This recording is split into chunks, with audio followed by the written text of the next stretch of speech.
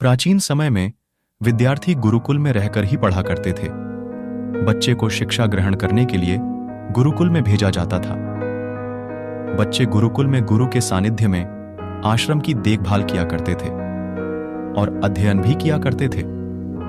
वृद्धराज को भी सभी की तरह गुरुकुल भेज दिया गया। वहां आश्रम में अपने साथियों के साथ घुलने मिलने लगा, लेकिन वह पढ़ने में बहुत ही कमजोर था। गुरुजी की कोई भी बात उसके बहुत कम समझ में आती थी। इस कारण सभी के बीच वह उपहास का कारण बनता है। उसके सारे साथी अगली कक्षा में चले गए, लेकिन वो आगे नहीं बढ़ पाया। गुरुजी जी ने भी आखिर हार मानकर उसे बोला, बेटा वरदराज, मैंने सारे प्रयास करके देख लिए हैं। अब यही उचित होगा कि तुम यहां अपना समय बर्बाद मत करो। अपने घर चले जाओ और घर वालों की काम में मदद करो।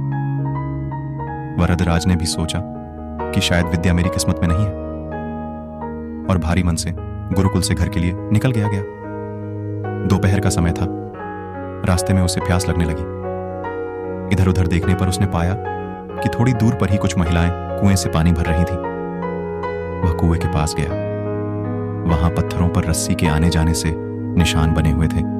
तो उसने महिलाओं से पूछा, यह निशान आपने कैसे बनाए? तो एक महिला ने जवाब दिया, बेटे, यह निशान हमने नहीं बनाए। ये तो पानी खींचते समय इस कोमल रस्सी के बार बार आने जाने से ठोस पत्थर पर भी ऐसे निशान बन गए हैं। वरदराज सोच में पड़ गया।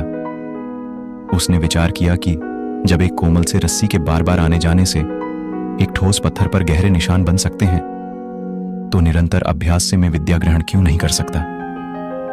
वरदराज ढेर सारे उत्साह के साथ वापस गुरुकुल आया और अथक कड़ी मेहनत की। गुरुजी ने भी खुश होकर भरपूर सहयोग किया।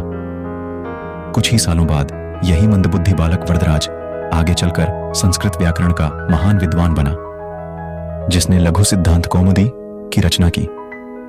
शिक्षा मोरल। दोस्तों, अभ्यास की शक्ति का तो कहना ही क्या है। यह आपके हर सपने को पूरा करेगी। अभ्यास बहुत जरूरी है, चाहे वो खेल में हो या पढ़ाई में या किसी और चीज में। बिना अभ्यास के आप सफल नहीं हो सकते हो। अगर आप बिना अभ्यास के केवल किस्मत के भरोसे बैठे रहोगे, तो आखिर में आपको पछतावे के सिवा और कुछ हाथ नहीं लगेगा।